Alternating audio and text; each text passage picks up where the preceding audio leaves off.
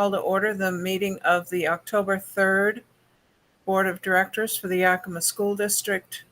And thank you for attending. I apologize for not being there in person, but at the last minute, my ride fell through. So we are where we are. We are live streaming today. And if you're interested in joining the live streaming and at future meetings, you can find that link on our board docs page or on the district's webpage. We will have public comments during our agenda today. There may only be one, because I don't believe we have any approvals. So that will be both for agenda and non-agenda items. If you are interested in viewing past meetings, you can find a link on our webpage to the Yakima School District YouTube channel, where you can view past meetings and where you will also be able to view today's meeting, which will be posted probably by the middle of next week. Barb, could you call the roll, please? Yes, Director Ryan Beckett. Here. Director Raymond Navarro Jr. Here. Vice President Villanueva. Here. President Rice. Here. And Director Walker is excused. Okay. Welcome all. We are delighted, absolutely delighted to have a student from the Discovery Early Learning Program lead us in our pledge today. Do we have a staff member who could introduce this student and maybe assist with the pledge and also with the character word of the month? Yes, we do. It's Winona Nagel. I'm the preschool teacher. This is Amina Abdelalam and Dr. Johnson, and she will be doing this today. Hi, Amina. Hi. How are you today? Good. Good. Okay, Mrs. Anderson will be posting the flag on the website, but you have a flag in the room with you, so you may begin whenever you're ready. I pledge allegiance to the flag of the United States of America and to the republic which stands nation God indivisible with liberty and justice for all. Amina, that was amazing.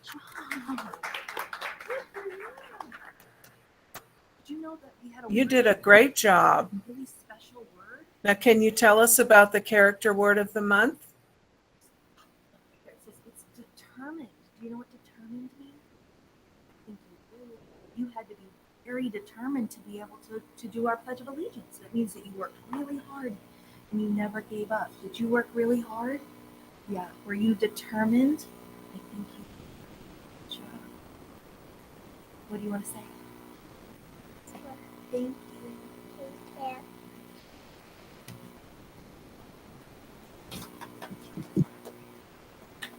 How old is Amina? 4. She's 4. She did a great job.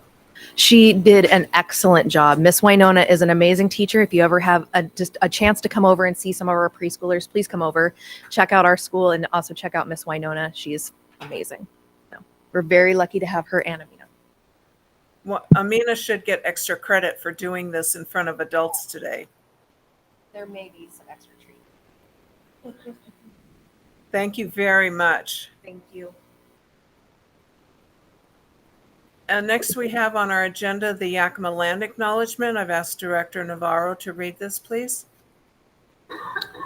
Yes, today, well, it's kind of loud. The schools of the Yakima School District rest on ancestral lands of the 14 Confederate tribes and bands of the Yakima Nation. The people of Yakima Nation inhabited more than 12 million acres across Adams, Benton, Chelan, Douglas, Franklin, Grant, Kittitas, Klickitat, in Yakima counties. Today, we honor those Native peoples who were tied to the land through history, legends, and culture. We acknowledge their descendants who live in the world today. We thank the caretakers of this land who have lived here and continue to live here since time immemorial. An acknowledgement is a simple, powerful way to show respect and a step towards correcting the stories and practices that erase Indigenous peoples' history and culture. It also honors the truth. As a school district, we will continue to build upon our relations with the Yakima Nation. Thank you. Thank you, Raymond. Next, we are going to have a moment of silence to honor the memory of one of our district retired members who passed away recently, Christina Homburger. Christina started her career with the Yakima School District at Davis High School in 1997 as a secretary. She then moved to the Yakima Valley Technical Skills Center, or YV Tech, in 1998, where she worked the rest of her career until she retired this past July. Christina passed away on September 22nd, 2022. We have no information about a funeral or memorial service, but we'll certainly get that out to everyone when we do find out that information. At this time, could you please join me in a moment of silence to honor Chris Homburger's memory?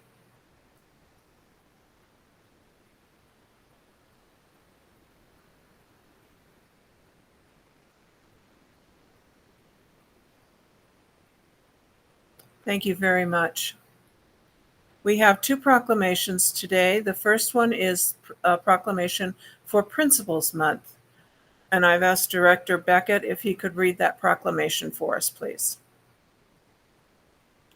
Whereas the Washington State Senate has declared the month of October 2022 as National Principals Month in coordination with the efforts of the National Association of Elementary School Principals and the National Association of Secondary School Principals, working with the U.S. Congress to designate National Principals Month and resolutions thereof.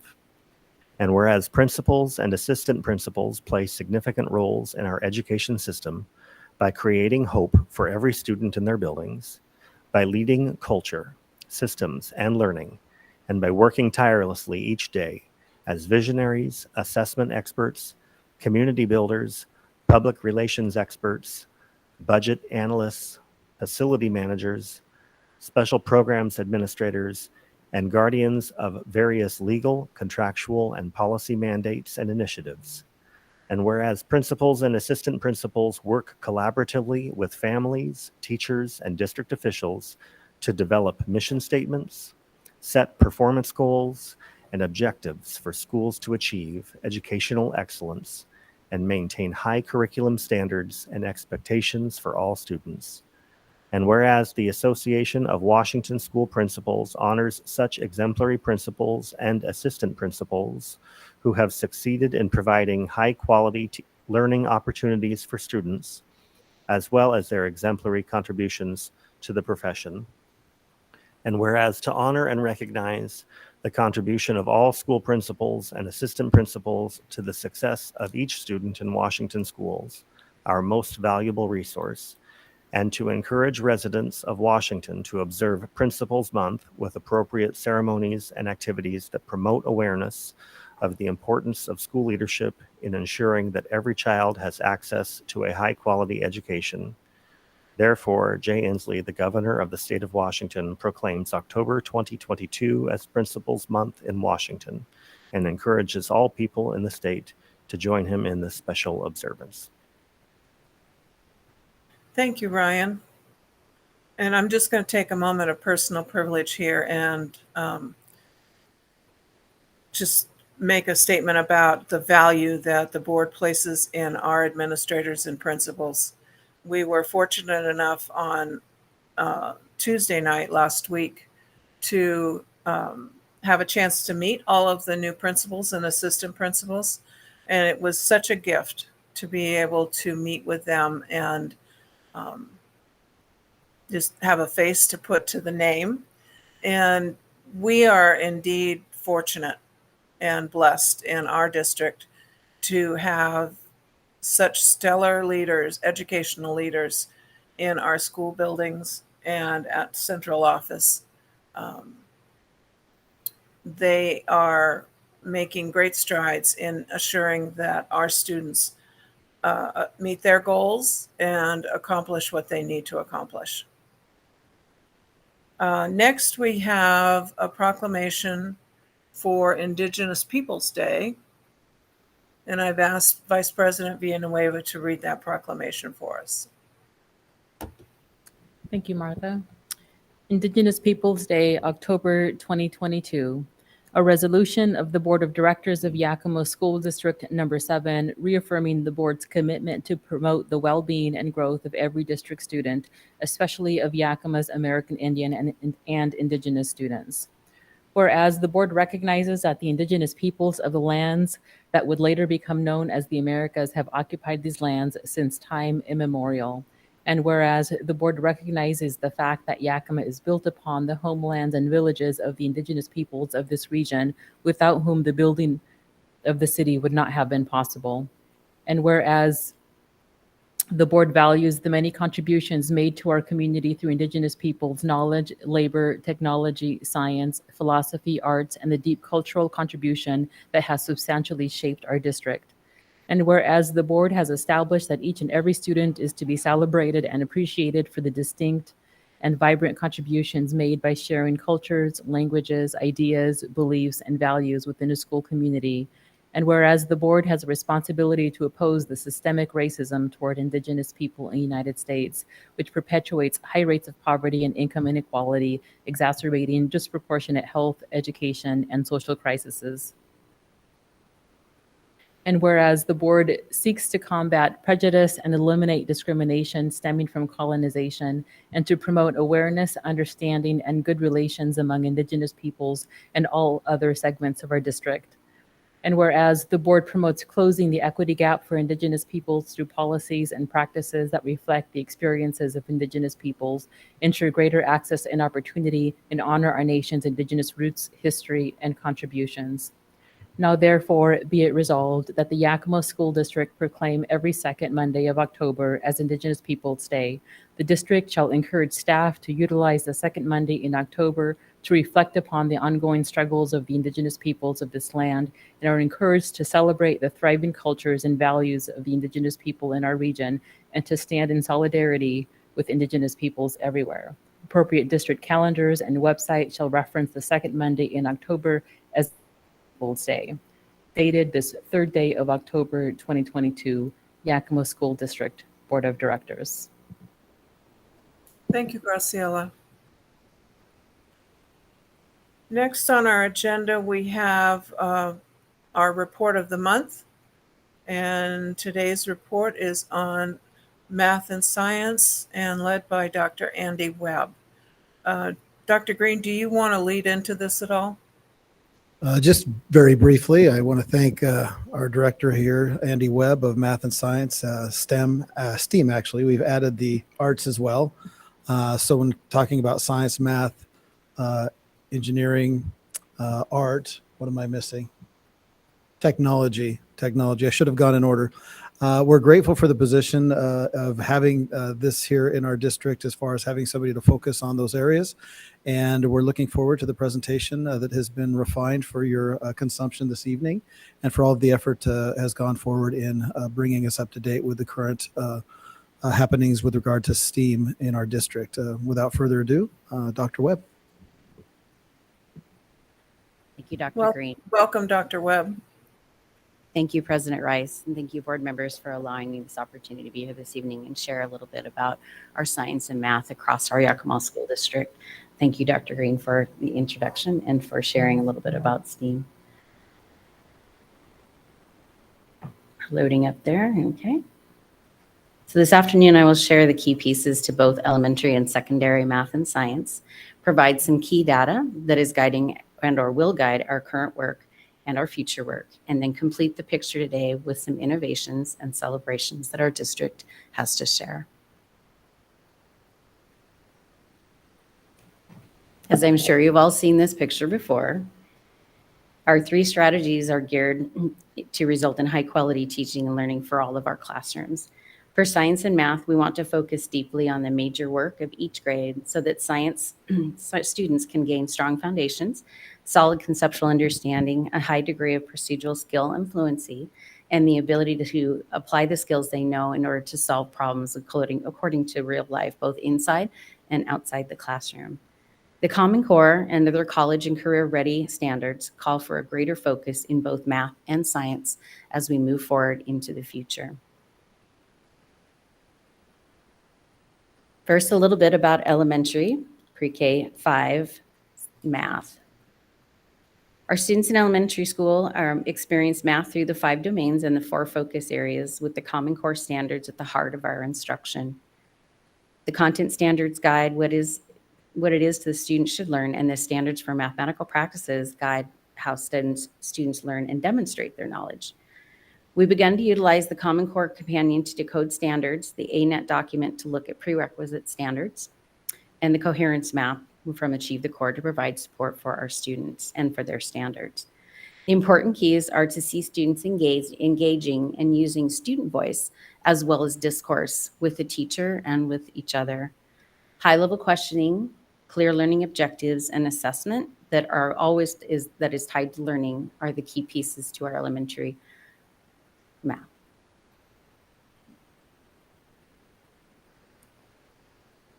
I'm going to show a little bit of the quantitative data. So we'll look at our 3 grades who took the summative end of the year state assessment and look at a little bit of the data prior to COVID, and then also across a 5-year span, 6-year trend, and then after COVID to look at some differences. Before COVID, our students were improving each year and making gains over several years. Even as our kids were still reaching to meet the state standards, we were growing at a solid rate. 64% of our students grew in K-5 math across those years. And while we fell heavily after COVID, we have already gained back just under 10% in 1 year. So we're extremely proud of the fact that we know that COVID had an impact on math, but it doesn't have an impact on the way that our staff and our students respond, and will bounce back.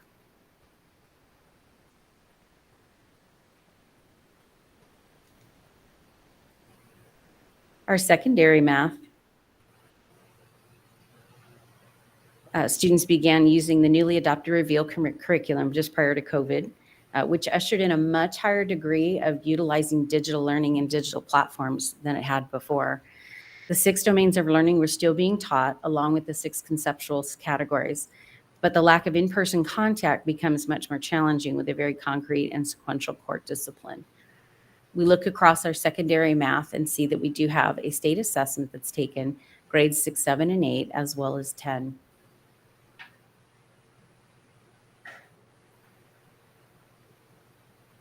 Again, to be able to provide some quantitative data, our secondary students, there we go.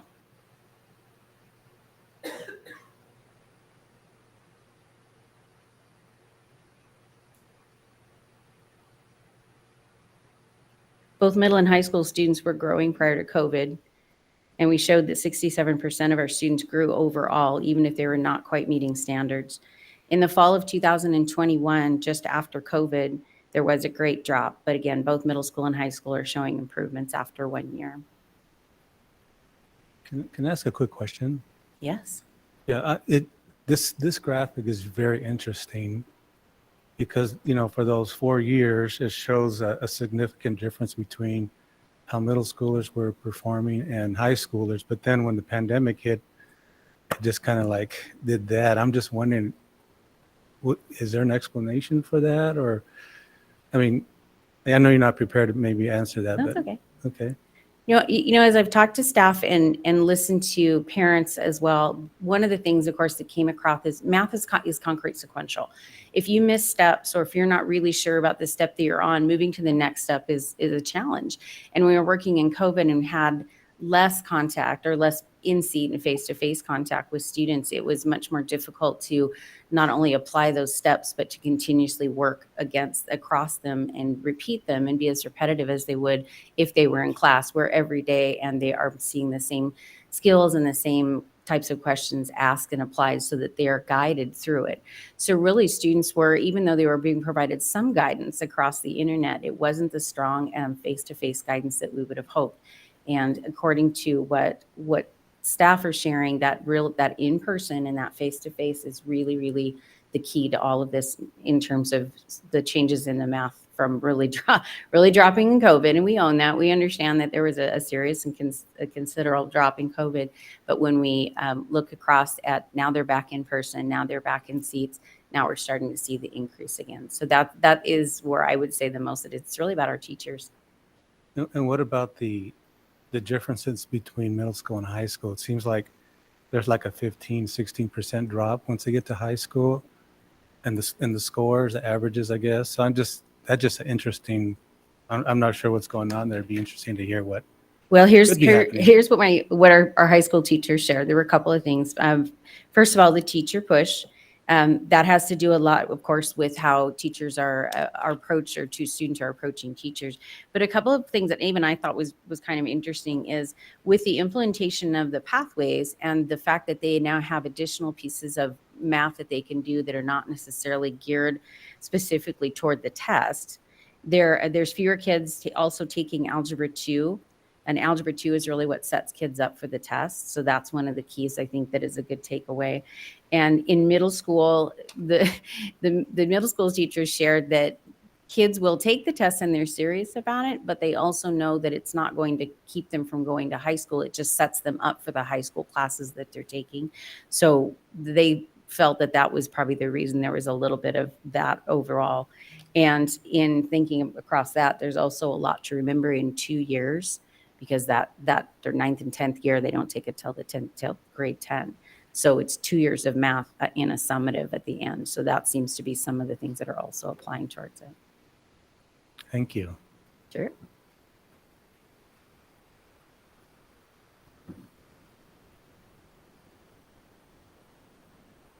All righty, we're going to switch over and talk a little bit about science. Our students in pre-K science learn about physical life, earth and space science, as well as SEPs, which is the science and engineering practices, and have performance expectations across those grades. The big things for our little ones are concepts and discourse, which means key science concepts, as well as asking questions and asking why and being curious about the world around them. It's similar to math in that comparison. Science is also about learning the how and the why, and not just memorizing facts or formulas. Our learning modes are engage, explore, explain, elaborate, and evaluate, with supports for intervention and acceleration. We also use the EDP, which is known as the engineering design process, and another piece called project-based learning when we're working with our younger students in science.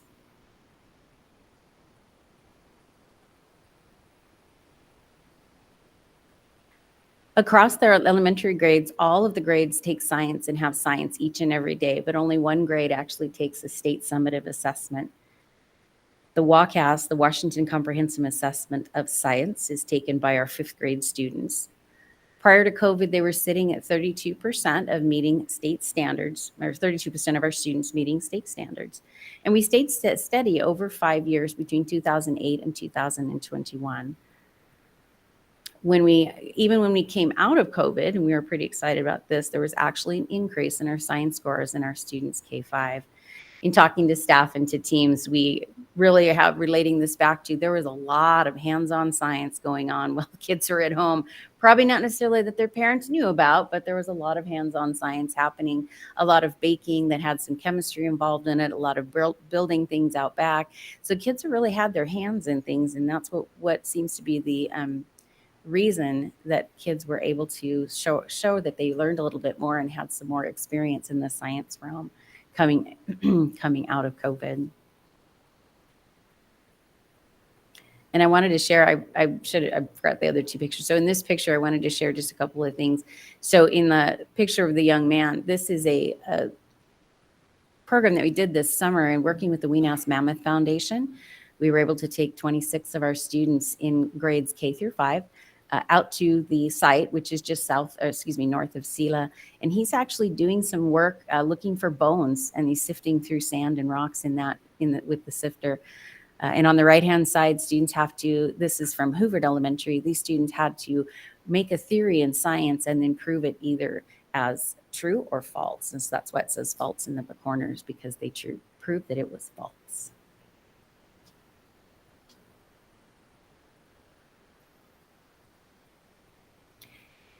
Our secondary science students work more on mastery of the core science ideas and defining problems. They work through a sequence of pathway from grades 6 to 10 before being able to branch off into areas of science that they really like or will pursue after graduation. We're really excited and appreciate all of the electives and the opportunities that all of our students have at all of our high schools in the science area. And there's just a few of them listed there. The list is much longer than that, but those are some of the key pieces that we wanted to share. And for our students in high school, only grades 8 and 11 take the end of the year state assessment in science.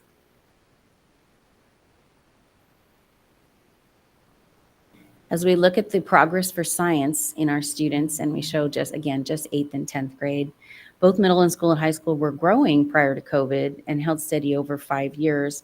Of course, falling post-COVID in the fall of 2021, which we acknowledge that there is a drop, and we know that we have to work on the aspects of improving our science scores overall.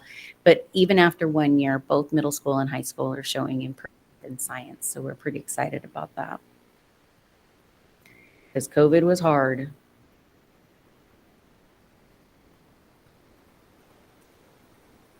Before I share all of the things that are on this slide, I do want to share a little bit about STEAM.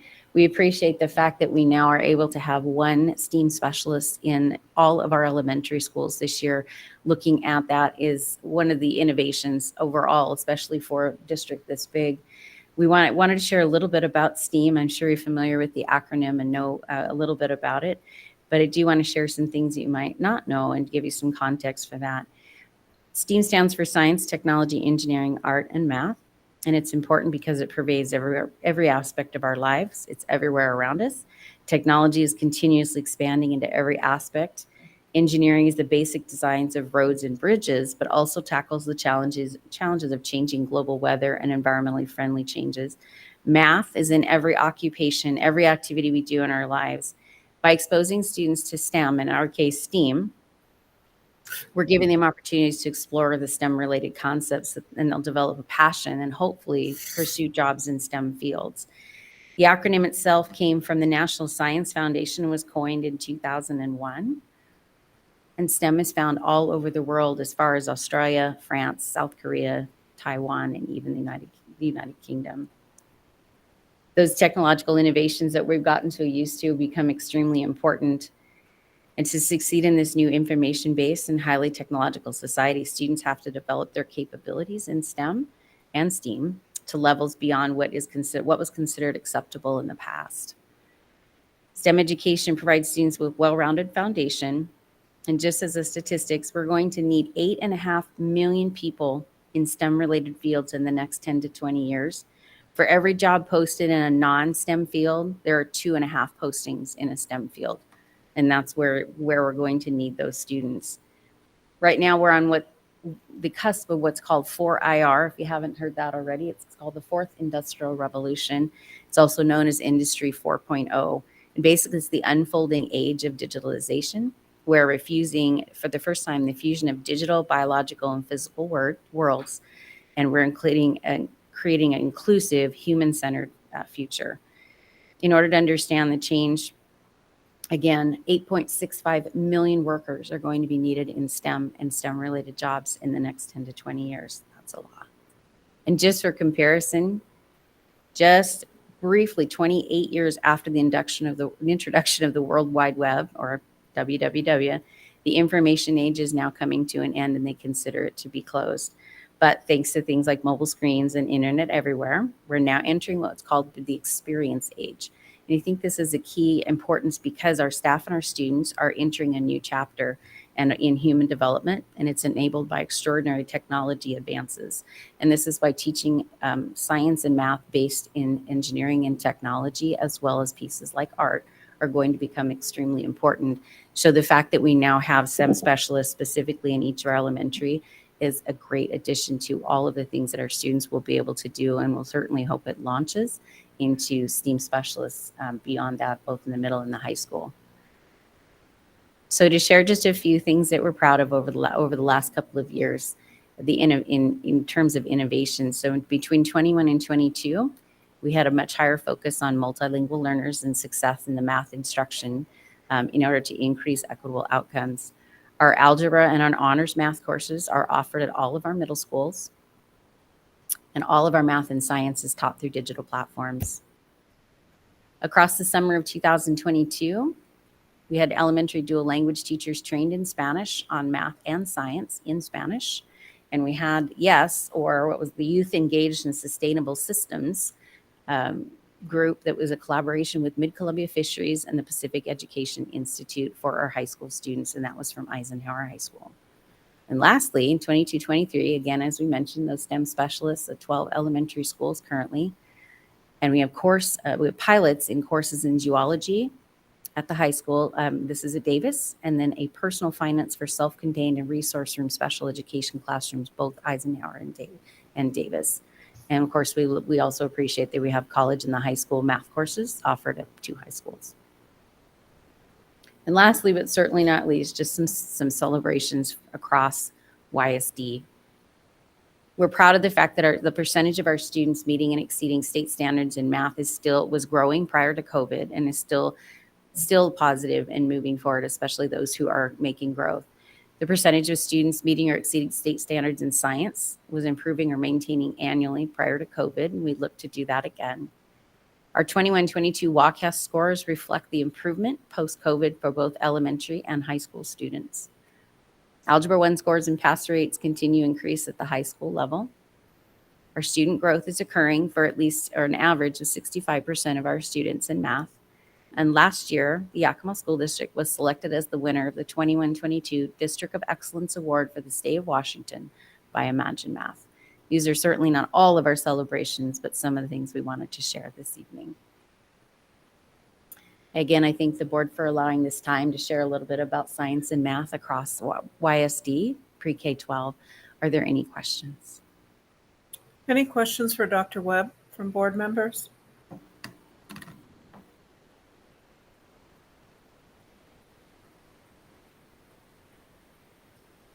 I would, President Rice, if I can. Absolutely. Go ahead. Thank you, Dr. Webb, for the presentation. For 2 reasons: A, for not sugarcoating the rough news, and for showing us the positive and exciting stuff that's going on at the same time. I'm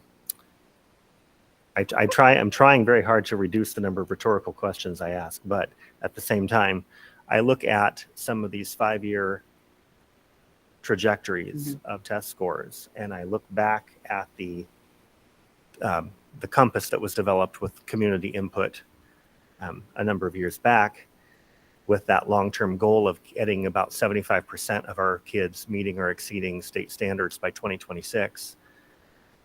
Obviously, we've had a dip in here because of COVID, but even prior to that, we were running in that 35% range. So I guess my question really is, with the improvement we're seeing, is that a realistic goal by 2026? And I know that's a horribly unfair question to ask you, rhetorically. Okay, well, if you're going to fire questions, you might as well fire the big ones. Anything is possible, but I think that we are also realists in the sense that we know that we have to strengthen our teaching skills, and we have to strengthen the ability of our students to learn in a very different world, where before we might have been using more of what we call the stand and deliver measure of just sharing information and asking kids to repeat it or to show that they can repeat it. We really are going to have to move into an era where kids are going to have to do things. And honestly, I think that's where our kids are going to respond, because it's not about memorization. It's about being able to put their hands on it and do things with it, especially in the science and engineering portion of it, we acknowledge and even embrace the fact that our scores are not amazing, but I'm sure that, as many people have shared, it's a snapshot in time. It doesn't encompass all of the good things that are happening. It just gives us the idea that we definitely have some work to do. And I think that's where we're leading into with the work we're doing with leading educators, as well as the equity work that we're embarking on, and with the 3 levers that are now in place and have been working through from this summer forward. We're going to start addressing the teaching and learning overall. The heart of what we do is about standards, but it also is about the application, because we are moving kids into a world that we will never see, some of us, and we have to have them prepared. So I think that drive, just in the humanistic side of teaching, we know that we have to change our practices and improve them so that students are able to apply things and be able to not just meet or beat a state score and a state standard, but be able to move forward after high school and take those careers and paths and those STEM jobs that we're going to need the 8.46 million and do something much different than what they've done in the past. So that, I think, will kind of lights the path for where we're going. And I'm not one to sugarcoat things. And I appreciate the fact that I'm sure as board members, you know, that we have some challenges in our path in many of the areas, but I look forward to those challenges, because we're providing students with a much different education that we've done in the past. And I think that opens the door for us. I'd like to respond if I could too, as well. I was taking your question as rhetorical because you started out that way, but since we're answering, I would just share that I believe that every system actually produces exactly what it's designed to produce. And right now, we're not producing at the level that we should be. And I think that that's evident. You call that out in looking at our longitudinal data across the system. I do think about that goal. It is a daunting goal, as are all 5 of our audacious community commitments. And I'm glad that they are, because if we don't have those goals, we're not rising to that level. Now, whether we reach that or not, that does remain to be seen. I can't sit here and say, you know, absolutely we will, but we are changing systems to be able to reach those goals.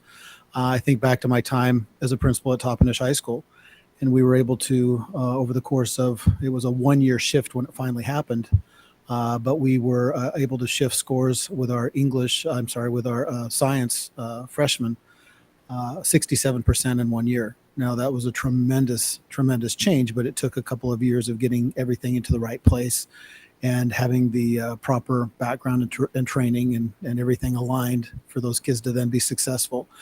I do appreciate what Dr. Webb shared about teaching and learning, because we are focusing on 3 levers, and the first lever being professional learning communities. And that is something that has not existed prior, in the way that teachers come together to ask 4 significant questions and answer those questions regarding student learning, and align really look at the data and make sure that we're changing practices in the moment. So that is underway. It's going to be a longer shift, but when that does finally take hold, I think we'll see a significant jump. Now, whether it's to the level of 75% remains to be seen. But again, those goals are something that we're shooting for. And I think, as the saying goes, if we shoot for the moon, we might hit the stars, right? I think it's the reverse. If we shoot for the stars, we might hit the moon, if we're being realistic about astronomy. But I think the idea there is, if we're shooting big, then, you know, if we fall short, we're still making a significant gain across our system. So I'm glad that you're asking those questions, and I think that you should be.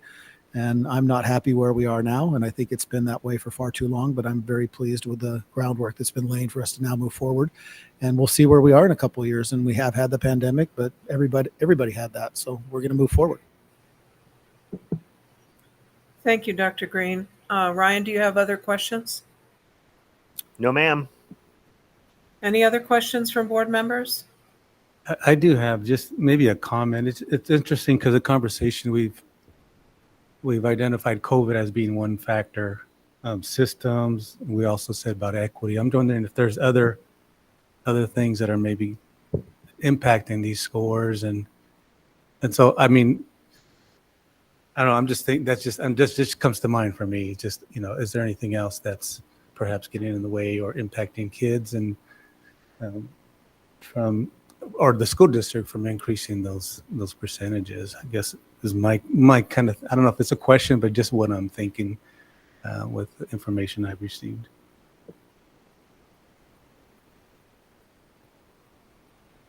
Thank you, Raymond. I think that's probably more of a rhetorical question for staff to kind of chew on while we're moving forward, but maybe I'm misinterpreting your question. Yeah, I guess it might be probably rhetorical, but it's just interesting how, COVID did impact science differently than it did the math score. So it just leads me to it. You know me, data leads to more questions, and I think that's what data is for, right? To dig around and figure out what's going on, and so we can get back on the right path. So I just find it interesting when we look at the data or the patterns and just how COVID impacts different. So I mean, I'm not sure there's a way to really actually say cause and effect. COVID did lower the scores, or there are other variables. I mean, those are all perhaps rhetorical questions, and I'll stop. Okay, anything else from board members?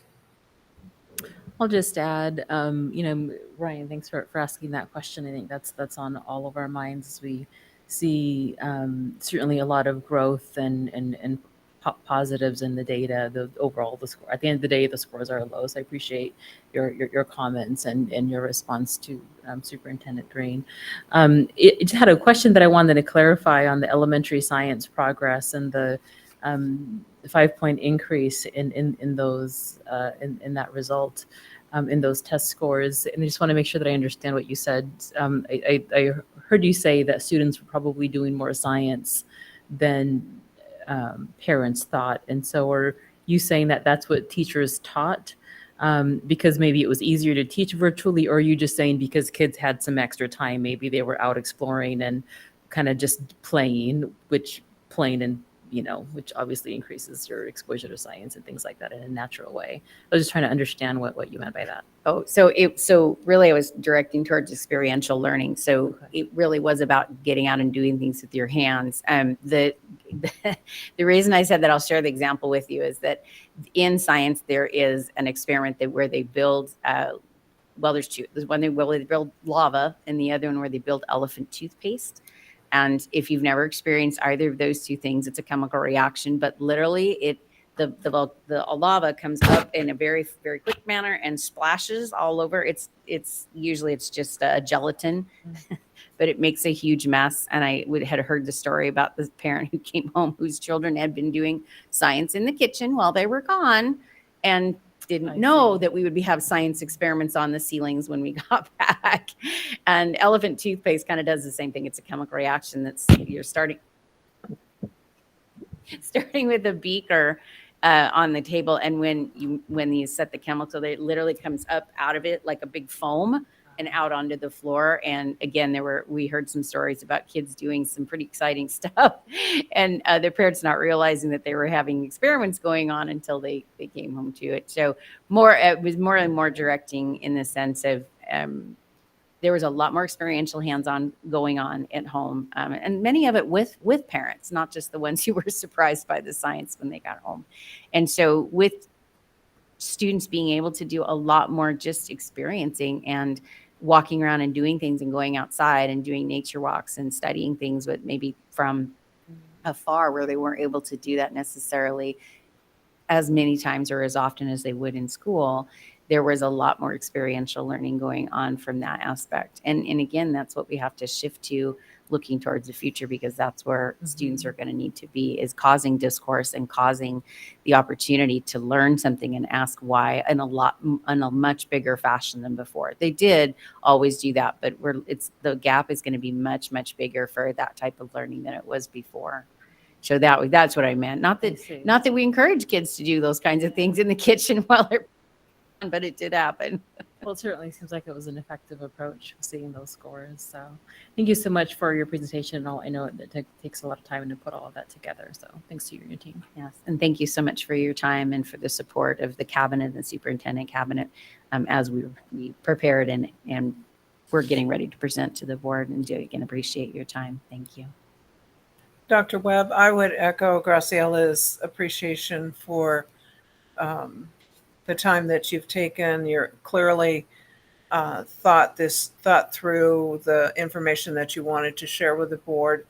I did have one wondering, and that is, given the discussion about experiential learning in the science, specifically in the science curriculum, is there more opportunities for experiential learning woven into that, where we might see some significant growth in the science test scores?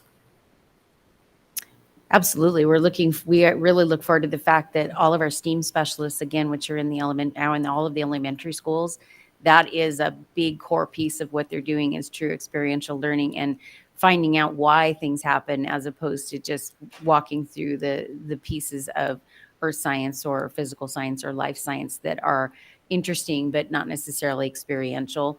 Part of that is that the dedicated time to science is not as long as some of the other subjects, and so that's why having STEAM being added into the K-5 system is really giving kids an additional part and piece in STEM that they didn't necessarily have before in as much a capacity as they had before.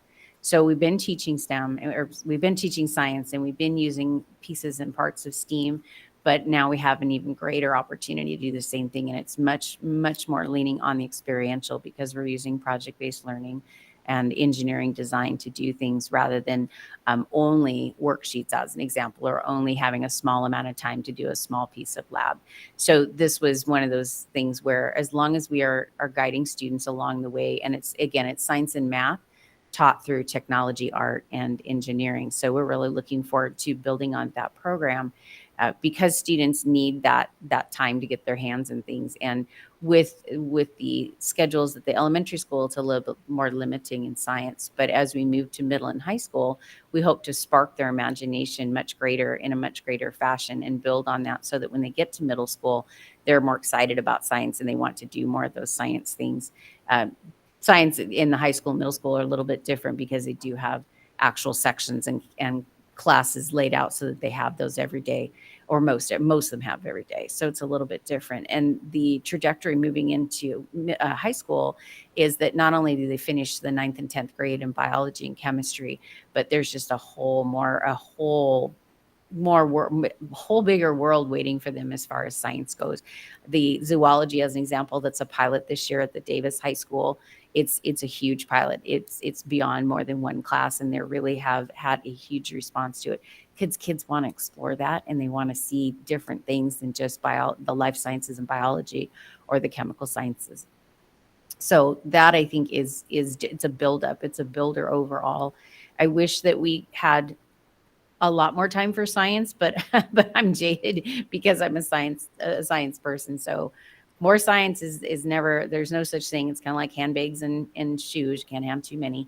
Would love to have more science, but I understand, of course, we have lots of subjects that probably feel the same way. Thank you. I was also intrigued with the information that you shared about STEAM. And I'm wondering if, in retrospect, we could have a slide inserted into the PowerPoint that outlined those bullet points that you talked about for regarding STEAM. And it doesn't have to be done right away, but at some point, incorporate that information, because if we are looking back at this presentation, or if someone is online and looking at the presentation, they wouldn't necessarily have the benefit of your expertise in that area without that extra slide being in there. Yes, ma'am. So thank you so much. You're most welcome. Thank you for the time, and I appreciate the questions. Thank you. Dr. Green, do you have any closing thoughts on this presentation? I just would note for the record that when Dr. Webb referred to handbags and shoes, that I saw a look of agreement come from Director Villanueva and some confusion coming from the male persuasion in the room. So I think that was a great analogy that was maybe lost on some of us. But Believe me, I understand handbags. you understand for sure. handbags and shoes. So okay, Yeah, maybe it was just Ryan and I that were connecting by sight. I'm just would thank all the preparation, Dr. Webb, for the preparation that went into it. And also, I think going back to my comments previously, that the goals that we have that are in place are part of a community commitment that was made in conjunction with so many members of Yakima, and in support were you as board members. So thank you for the direction that you continue to provide through these, as I refer to them, audacious goals that move us in the right direction and help us put in systems that are much better than what we've had previously. Again, I go back to the comment that I made is every system is perfectly designed to produce exactly what it gets, and that's what we're doing right now. And so we're changing the system, and our work on professional learning communities is not only going to benefit the STEAM focus, but it will benefit academics across our entire system. So with that, thank you, Dr. Webb, and we'll go ahead and move forward. President Rice. Thank you, Dr. Green. Next on our agenda, we have items of board interest. First being any items from board members to share with the rest of us.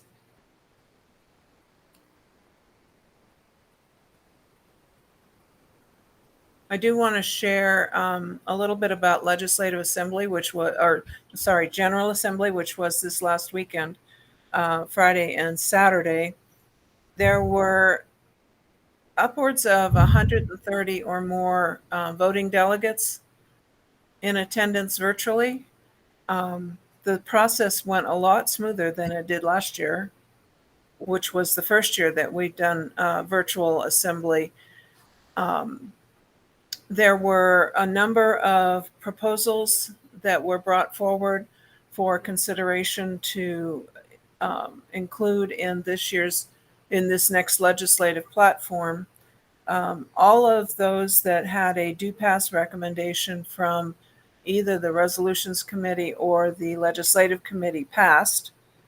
And there was also a section of, 16 or 18 that received from the committees a do not pass recommendation. Of those, 11 were not passed by the delegate body, and 5 were. So by tomorrow, we should be receiving from WASDA information on how to prioritize the proposals that made it through with a passing vote by the delegate body. And that information will be sent to the board presidents, and we will have until next Wednesday or Thursday, anyway, sometime late next week, to turn in our prioritization lists. So if you all want to take a few minutes and look through the handbook that's available on the WASDA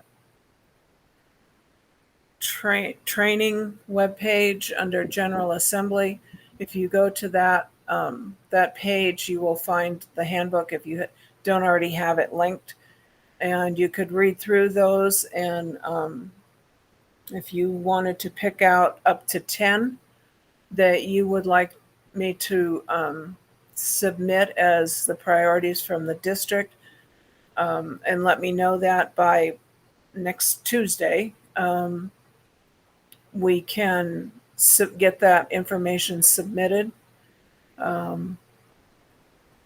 and let our voice be heard as a part of the prioritization process.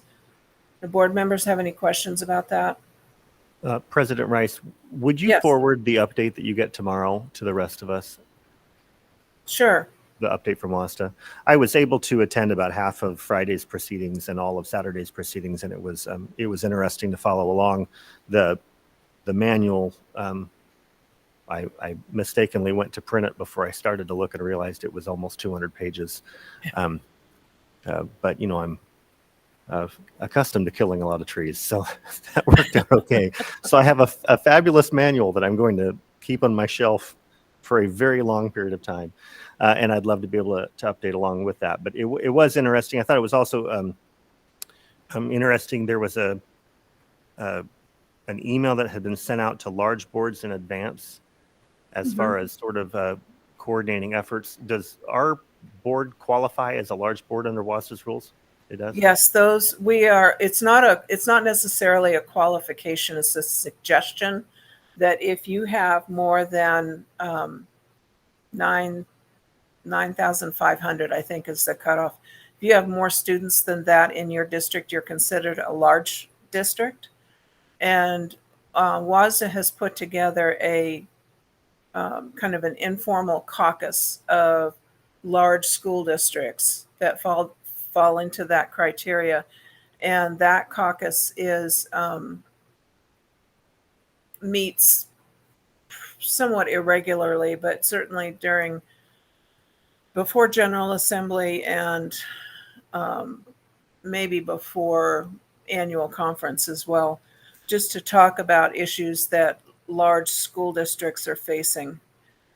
So that information went out to board members for all districts that meet that minimum of 9,500 or something like that, whatever that minimum number is. And just for your information, they also have a small school district caucus for school districts that are rural, remote, small, because they have their own challenges, just like large school districts have their own challenges.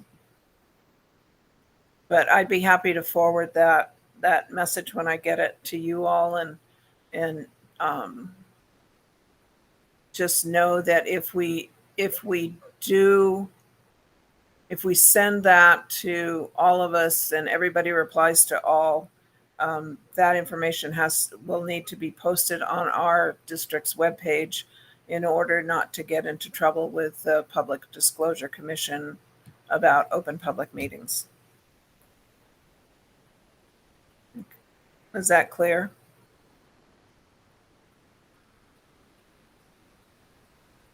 I'm sure there's a way it can be disseminated without, I mean, as long as we're not replying all to the email and communicating in person about it. Yeah, the thing is, we would not be able to reply all. It'd have to Correct. be individual responses. Okay, and that's all I have to report. Is there anything else from board members? Okay. Next, we have the superintendent's update. Dr. Green. Thank you, President Rice. I'll jump right in. I'm going to rearrange my schedule here a little bit, the agenda. I'm going to start with the Partners in Education Committee meeting that took place on September 28th. Partners in Education represent our business community.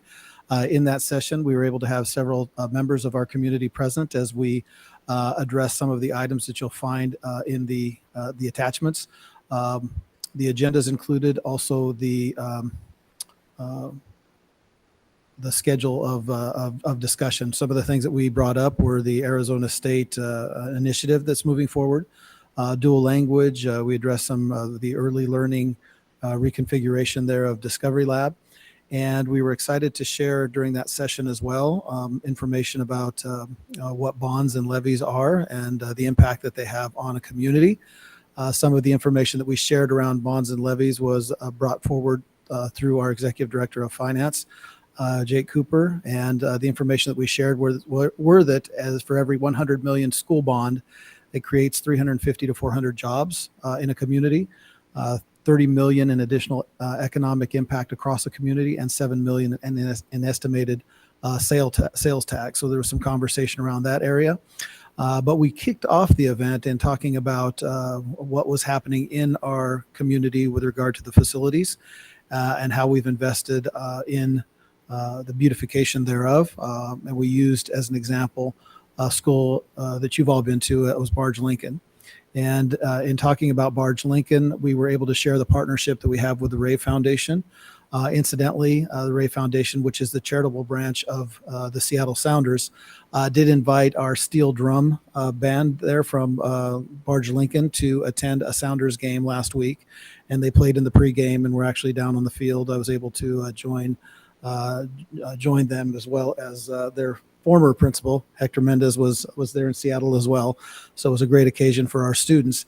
And at halftime of the match, they shared a wonderful public service announcement involving our students at Barge Lincoln. So I would love to be able to show that to you this evening. So we're going to pull that up and put this on the screen and enjoy watching and celebrating our students and the partnership that we have with the Ray Foundation, our students at Barge Lincoln, and the partnership here with the Yakima School District. Also, before we hit play, the next school that we will be engaging with the Ray Foundation will be Martin Luther King Elementary. Principal there is Maria Lucero. So they'll be slated for the partnership for a couple of at least one, if not too many pitch fields. So with that, please. We are so excited to be here at Barge Lincoln today for the unveiling of these 2 Rave mini pitches. I remember when we came out here last year and we kind of saw what this place looked like beforehand, and to come today and to see it finished. What was just a blacktop is now this beautiful 2 fields. And for me, it's all about soccer, and that builds community. The fact that the kids had a voice in it means that they now got their hands dirty. They are part of this that they'll forever remember. They will remember the work day that we created this space, and they will remember today where they were a part of the opening ceremony to actually bring all of the community in to celebrate the hard work that they've done. It's a perfect opportunity to combine sustainability and sustainability curriculum with our partners at EarthGen to bring environmental justice to a community of color, which historically hasn't had that same connection, and increase the activation of this space and the asset that it really is. There was nothing here, honestly. It was just grass. Before this, it was kind of like I felt it sad and lonely. It makes me feel a lot older. Soccer is my favorite sport. When I'm older, I wanna be a professional soccer player. We had to tell kids to go back inside and to put down shovels, to put down wheelbarrows, and that speaks to the volumes of this community and what they wanted to see happen. And so to see it finished today and for them just to get to enjoy it, that was what everyone was most excited for today. Wonderful. Just a happy moment. Any questions about the partnership or the Partners in Education meeting? Norm was present for that meeting, but of course, Director Walker's not here this evening to comment on it, but we were glad to have his presence. All right, I'll move forward with my update. The second thing I'd like to share with you is that our relationship with the city continues to grow stronger. I appreciate the joint meeting that we held over a month ago. Just to let you know some of the things that are happening, I was able to connect more frequently with Chief Murray. So he and I are meeting monthly, and we do go out to a school site. There was a question that was asked earlier by Director Navarro about some of the other contributing factors that students see that have an impact. And I'd like to surface one of those now in a letter that was shared by Chief Murray. So this is a letter of gratitude. You'll also find in the attachments, and in it, he talks about in 2021, we had incidents of illegal sexual abuse of children that rose almost 40%. And one of the things that he calls out is that he was looking at this data and tried to understand what it meant with his special assault unit. And they shared with him that each September the number spikes as students return to school.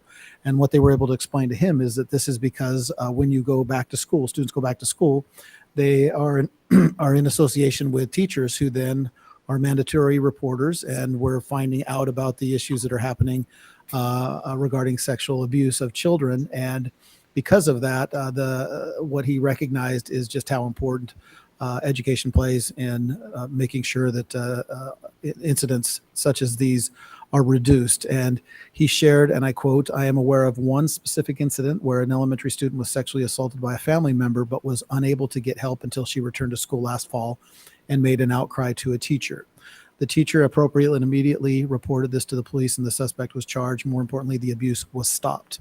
And then he goes on and says, the information compels me to send this note of appreciation. Your vast team of counselors, teachers, paraprofessionals, building administrators, and specialty staff have vast responsibilities, but despite the obvious ones, they make an enormous difference in the safety of Yakima's most vulnerable children. It is a difficult responsibility to publicly acknowledge and show appreciation for, but this letter affords me the opportunity to do just that.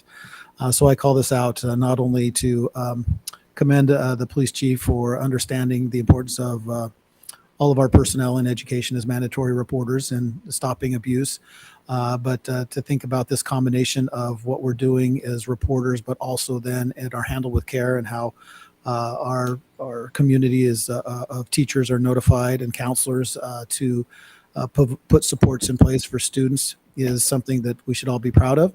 And as Director Navarro was asking about what are the other contributing factors that I think that impacts education, I think we can look at many of the things that happen outside of the school and are brought to school, and that includes incidents of abuse, challenges, crises, mental health issues. All of those existed previously. I will not say that those are new, but what we're better at now is putting in the systems that we need to make sure that students are receiving supports.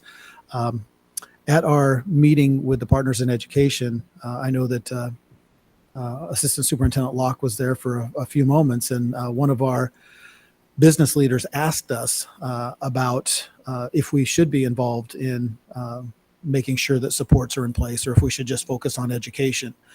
So bringing up the idea of a levy or a bond and passing that for education and making sure that things were in place as far as buildings and learning materials and such, and then bringing up all of the quote unquote extra things that happen in education. And I think that Assistant Superintendent Locke addressed it quite appropriately, that we have to take care of the whole child. And we recognize that we're not in the same system that maybe many of us were growing up. And we can see that by the increase of counselors, social workers, nurses, and other support staff to make sure that our students have their needs taken care of so that they can learn. And it's just a reality of where we are currently. And it's a reminder of how important public education is. And education is in Yakima School District is within the boundary of Yakima, and just like other districts do in their communities. So I thank publicly the police chief for recognizing our staff and making that connection. And I hope that our partnership continues with our police department, with Handle with Care, and also with the relationship that we're continuing to develop with City Council. The other update that I have is around PLCs, professional learning communities. As the board will remember, professional learning communities is our first lever of the three levers of teaching and learning to change our systems and make sure that we are better prepared to analyze data and move forward as far as differentiating instruction and meeting the needs of our students. We had a kickoff event with our leadership, and they were able to learn online through Dr. Anthony Muhammad. Dr. Muhammad is a very renowned educator who has been serving, I think he was 20 plus years in public education, very decorated, was a teacher, assistant principal, middle school principal, high school principal. He is currently one of the field's leading experts in the area of school culture and professional learning communities. And is the author of many, many books, but he's also one of the 30 most influential thought leaders in education, was deemed so in 2021. So many of our leaders spent a day learning about what we can do to better implement professional learning communities as part of this process that we're engaged in. Moving forward, we are not only training our leaders, but we had, as you know, over 200 teachers that went to Seattle to learn about professional learning communities, and we are implementing that across our system at a different pace for each of our buildings, depending on their level of readiness. Part of our development will continue with the board, and I believe the 11th, this is a reminder, the 11th of this month, which is, I believe, next Tuesday, there is a 5:30 session in which we will are scheduled to engage with work around professional learning communities. So I look forward to this opportunity with the school board so that we can better understand how professional learning communities function and the impact that they can have on a system. And I think that this will be very beneficial to you as board members to understand the direction that we're moving in a much more detailed way. So I just wanted to get that back on your radar, knowing that that's just around the corner next Tuesday at 5:30 in the evening. This next week here, day after tomorrow, Wednesday, we are kicking off our CFAC, which is our Capital Facilities Action Committee, and that is led by Dr. Darling. And some of those documents are also included in your as attachments. We have appointed members of the CFAC, and we also have at-large members, and there will be non-voting members there as well. So we're looking at a group of close to 40, I believe, correct? Yep, close to 40 individuals representing a cross-section in our community, both east, west, male, female, different types of leaders in their fields. And again, we have east side and west side community represented as well as student voice. Are there any questions that you have regarding our community capital? What is it? Capital Facilities Action Committee. No, it's Capital Facilities Action Advisory Committee. Thank you. I'll get that right around the time that we're done with the committee. Are there any questions you have aside from the name of the committee? Okay, I know in the past, and I say this as Martha looks at us as overseer there on the wall. Martha, I think in the past we've had board members who may have attended that. Is that correct? I just want to make sure that if that's something that anybody would like to do, we will be bringing their ultimate decision. It will come to me, and then it will come forward to the board. So you were not included as part of that committee.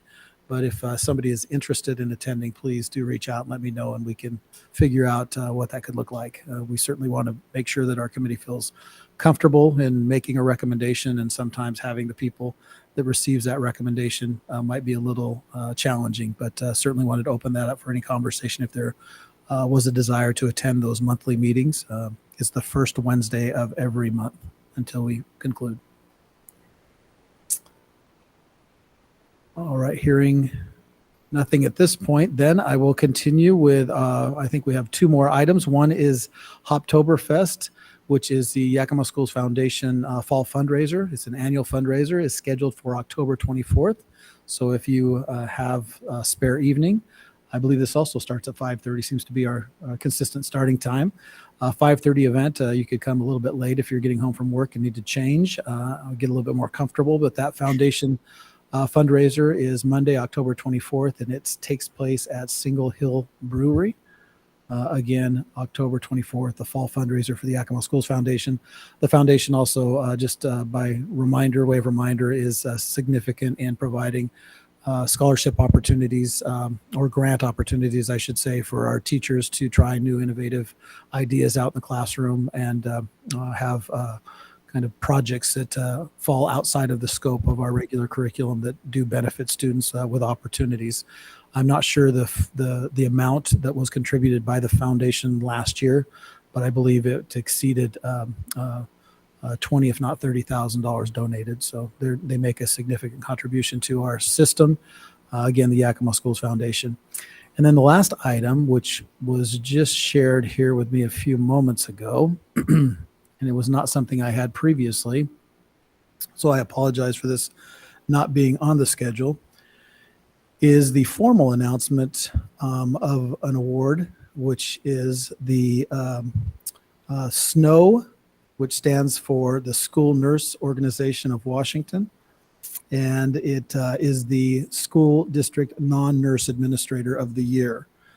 So again, I just received this today, and it states, congratulations on being selected as the SNO School District Non-Nurse Administrator of the Year, again from the School Nurse Organization of Washington, and that will go to Assistant Superintendent Locke this year. So her unwavering support on behalf of school nurses is impressive, and I read here from the letter that was given. It says, your efforts have been instrumental in the leadership and development of the Yakima School District Health and Wellness Education Center. Thank you for fostering an outstanding collaboration between local health providers, universities, medical colleges, and school nurses. As a result of your continued dedication and support of school health services, students and families will have improved access to physical and mental health care, as well as social services and education. You've worked tirelessly to recruit school nurses, reduce nurse to student ratios, and obtain funding for this project. It is clear you understand the role and importance of school nurses and value their impact and contributions to the students, families, and communities they serve. You are most deserving of this award, and our organization sends its hearty congratulations. So she will accept this award at the 2022 Fall Snow Conference on Friday, October 7th at 5:30. So that's coming up this weekend. So congratulations in a more formal way. And then I think the other thing that, oh yes, please clap.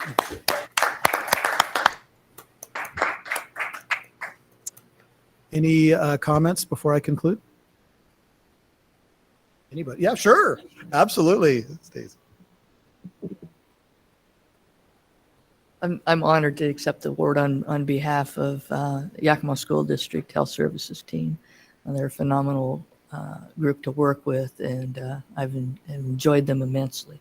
And I'm glad that we are creating a vision that will support our students and our families in the other area of health and wellness as they move forward in their educational journey. So thank you very much.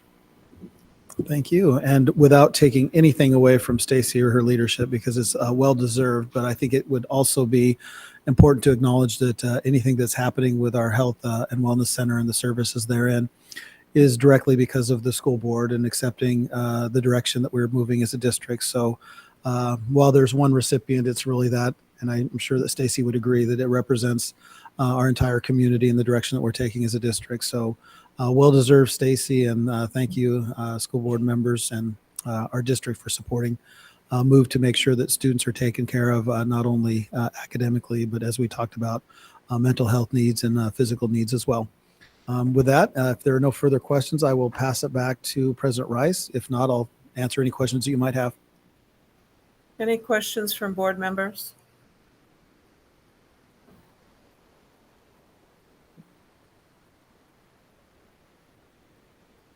Seeing nobody jump for the microphone, I want to echo Dr. Green's congratulations to Stacey on behalf of the board.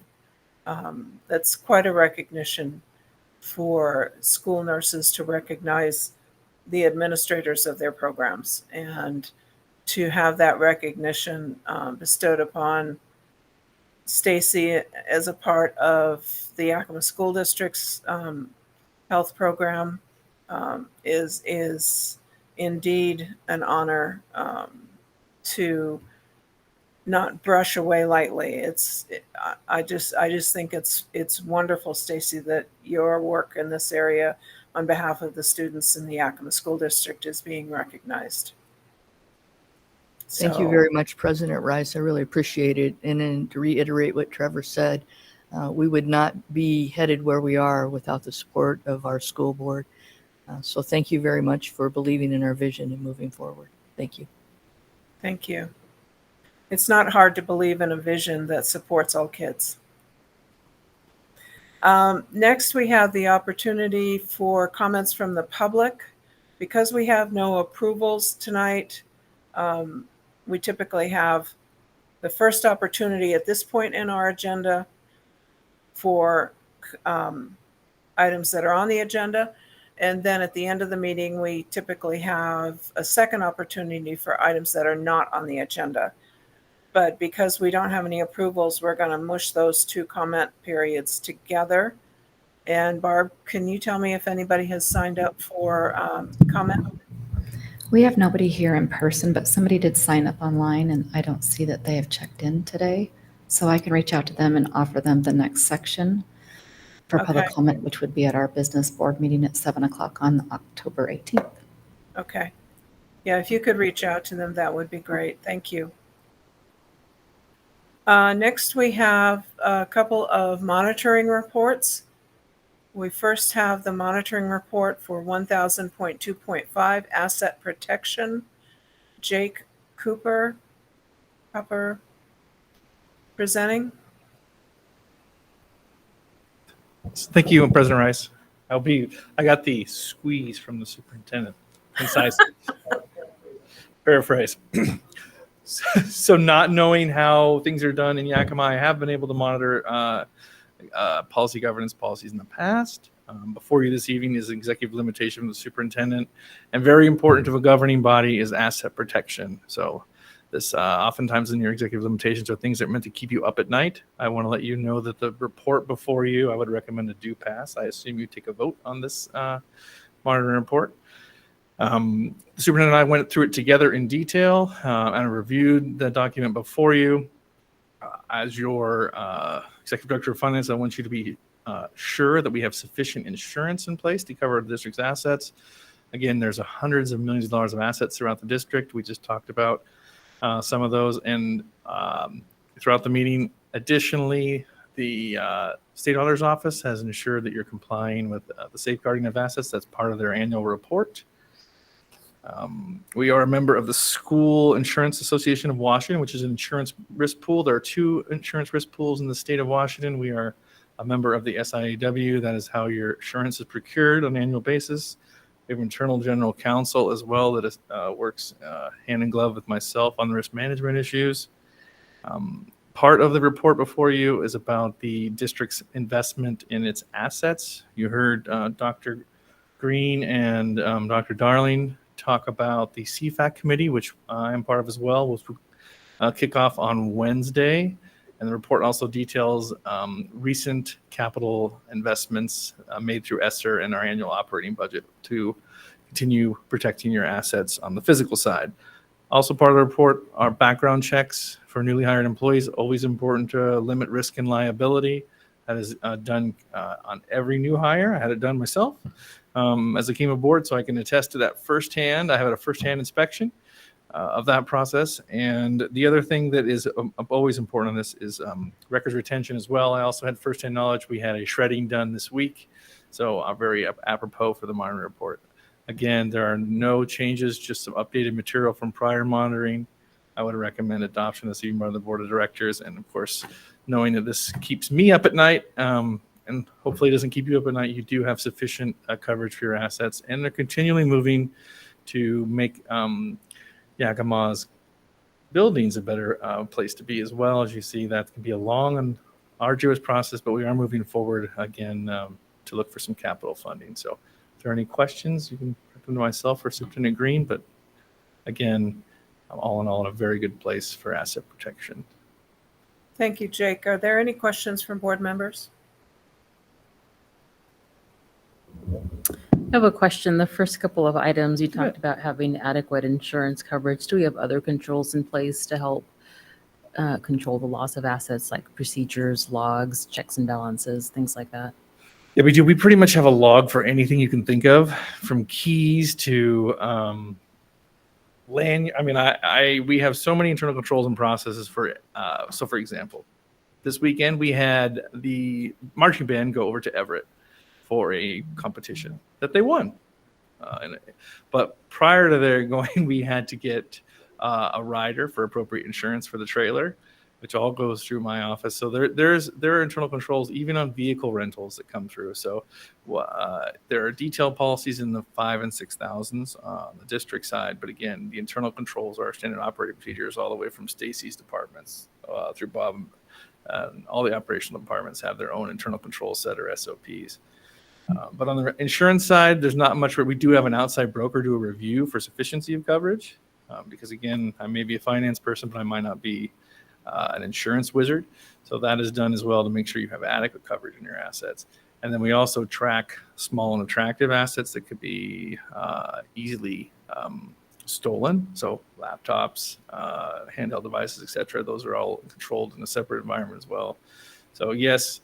And then the auditor's office spends several hundred hours here every year on site, as they do, and they will review how we are safeguarding public assets. That is one of the major tenets of their audits, and which makes them unique in most states. Most state auditor's office just audit the financial component, where our state does a accountability audit, which you see as well, which is compliance with your laws, and then your regulations and rules, and then the state statutes. So long way of saying yes, Director. Thank you. I appreciate that. Thank you, Graciela. Are there any other questions?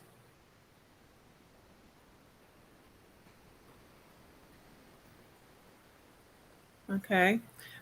Jake, do you have any recommendations for adjustments to this the policy 2.5? Dr. Rice, not at this point in time. I think going forward, I might recommend that we embed some hyperlinks if we post these online, because there can be a lot of information underpinning these monitoring reports. So that is something I've done in the past. So instead of having attachments, we might just link to items that would make them a little more friendly for the online user. But other than that, your reports are exactly as I have undertaken over the years. So you're in a very good place that way. Okay, thank you. You bet. The board will be receiving a survey to review the monitoring report, and that will be coming out tomorrow, Barb, right? Yes, correct. And due back by Monday, October 10th for the October 18th meeting. Okay, perfect. You anticipated my next question. Okay, so we will be receiving survey requests for both of these policies that we'll be reviewing today. The surveys will come out tomorrow, and board members are asked to have their responses back by Monday. So next on our agenda is the 22-23 monitoring report for policy 1000.2.8, compensation and benefits. Anthony Marietta presenting. Thank you, President Rice.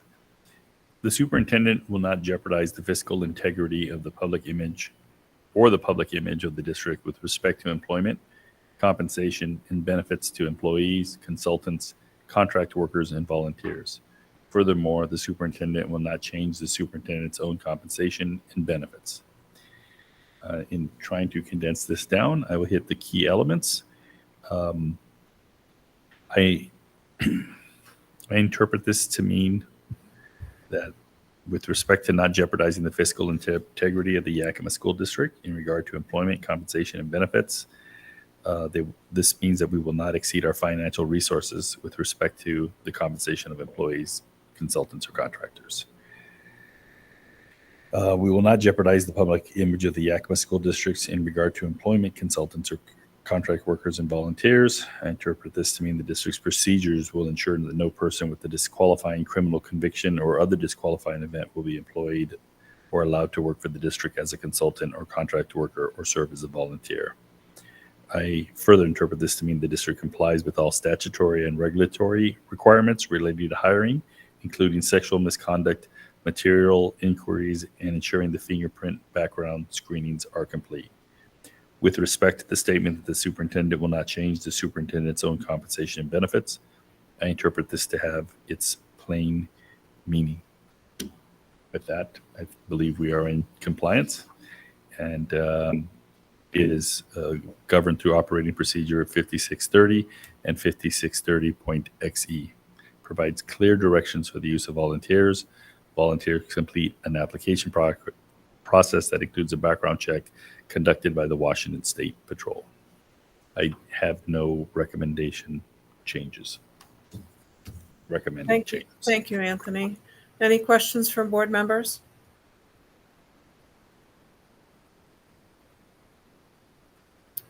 Seeing none. Again, we will be seeing the survey tomorrow, as I indicated. Next, we have a review of board policies, two of them. The first one is policy 1000.4.0, Global Governance and Management Connection. Do I have a volunteer from the board to review this policy for us?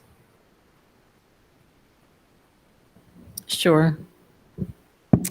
The Global Governance Management Connection states that the board's sole official connection to the operational organization, its achievements and conduct will be through the district's chief executive officer titled superintendent. The board does, however, operate in a team manner that involves open communication. That open communication is for informational and relationship building purposes and should not be taken as means for the board to direct, evaluate, or unduly distract members of the superintendent and district management team. Does any board member have any recommendations for adjustments to this policy? Only that I think maybe we should have an opportunity to unduly distract on occasion. Kidding. Okay. Anything else on this policy? Okay, these two policies as well will be seeing these in a survey, so they'll have the same dates as the monitoring reports. The second one is 1000.4.1 Unity of Control. Do I have a volunteer to review that one for us? Sure. So only officially passed motions of the board are binding to the superintendent. So basically, all other decisions, instructions are not binding to the superintendent. And basically, that's it. What else Okay. can I? Yep.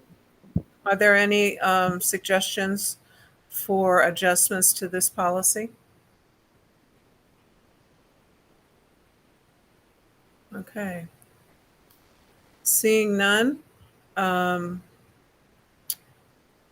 we've reached the end of our regular agenda. Dr. Green, do we have a need for executive session? President Rice, we do have need. We have a need for 10 minutes of current litigation with legal counsel and an additional 10 minutes on performance of a public employee. Okay, so we do have a need for executive session for a total of 20 minutes. As indicated by the superintendent, do I have a motion to move into executive session? So moved. Second. Moved by Graciela, seconded by Ryan. All those in favor say aye. Aye. Aye. Ryan and Raymond, did you affirm that? Yes, ma'am. Okay. It's hard because I can only see Graciela on my screen. I see Raymond's left shoulder and Ryan's right shoulder. Okay, so we're going to take probably a 5-minute break to adjourn to executive session. Dr. Green, will this be in the library? Yes, it'll be in the library. We'll take our computers and we'll log on. Okay, everybody will be logged on there. Barb has created a little link for us on a breakout session, and we will see you at probably 5:30, just after 5:35.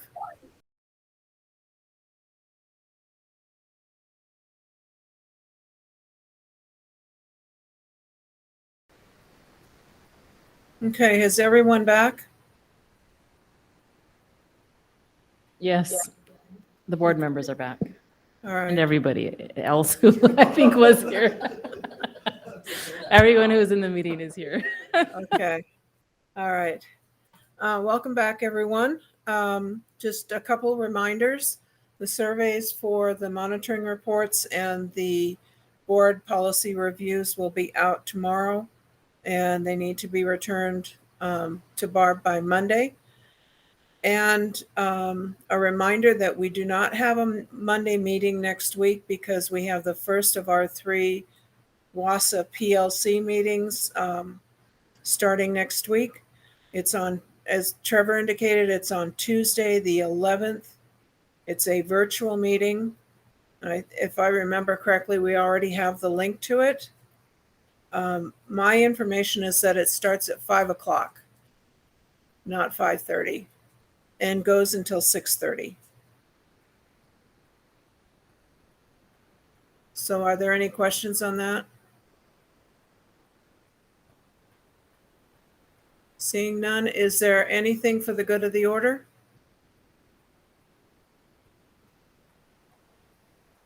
No? Okay. Then we are adjourned. Thank you very much. Have a good week, and we will see you next Tuesday night.